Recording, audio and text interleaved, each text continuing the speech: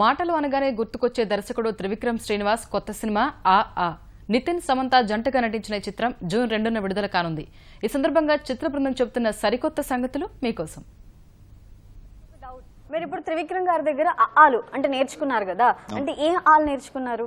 నేను సినిమాల్లోకి ఎంటర్ అయిన first film with director Teja గారితోనే.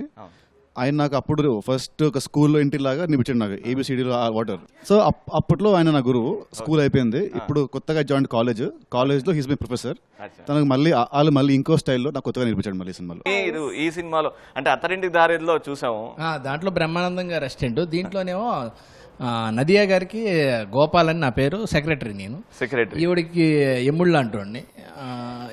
ఈవిడ క్యారెక్టర్ని అసలు ఎటు కథలు నీకుండా ఇంట్లో పెట్టే క్యారెక్టర్ కాతే మమ్మల్ని డాష్లు చేసి వెళ్ళిపోద్ది అనమాట. లాస్ట్ కి డాష్లు అయిపోతుంది ఇంటర్వెల్ టైంకి. ఫస్ట్లోనే ఆయన అనేది లాస్ట్ అవుతుందంటే లాస్ట్లో కాదు ఫస్ట్లోనే అవుతుంది డాష్. ఇద్దరి గురించి కథ చెప్పాలంటే 3 భాగాలుగా చెప్పొచ్చు.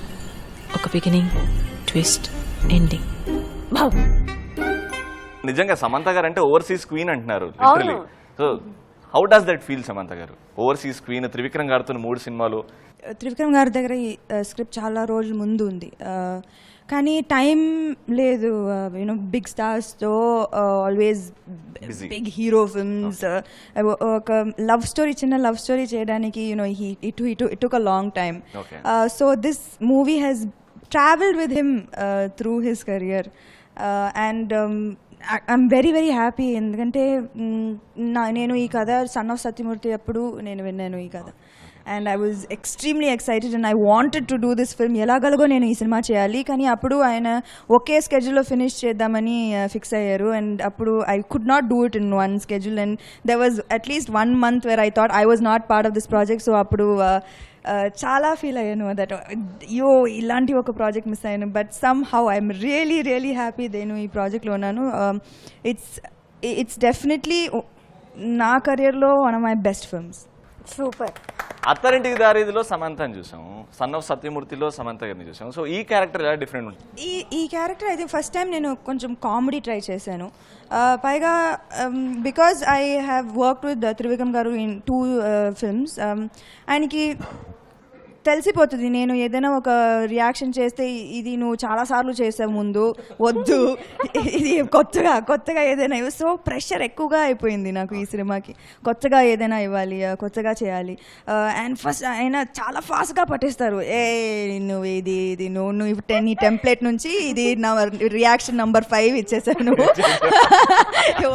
వద్దు మనకి ఇది వద్దు. సో ఐ థింక్ అందరికీ యునో ఏదో ఒక ఈవెన్ నితిన్ గారు ఇన్ దిస్ ఫిల్మ్ ఇస్ చాలా డిఫరెంట్గా కనిపించారు. So I think that's what ఒక మేక్ ఓవర్ చేస్తారు త్రివిక్రమ్ గారు అన్ని ఆర్టిస్ట్ని. యూనో ఆయన ఫిల్మ్లో ఆల్వేస్ హీరో కొత్తగా కనిపిస్తారు, heroine also has a different look. So I think that his main strength and I'm very very happy about it.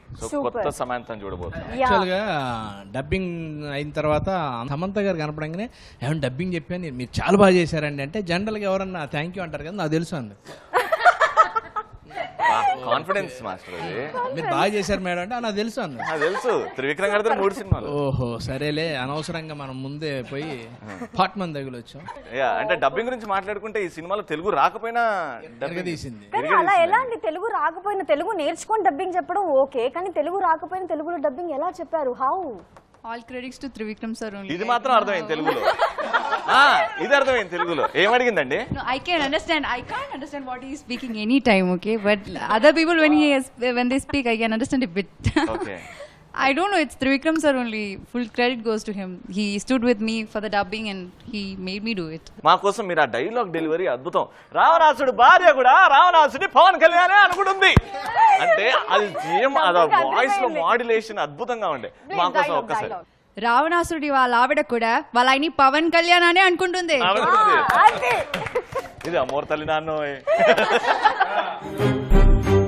రావణాసురుడు మమ్మీ డాడీ కూడా శూర్పణఖని సమంతనే అనుకుంటారు కదే. నువ్వు కత్తి నాన్న. రావణాసుడి వాళ్ళ ఆవిడ కూడా వాళ్ళ ఆయన్ని పవన్ కళ్యాణ్ అనే అనుకుంటుంది. ఇది అమ్మోర్ కత్తి.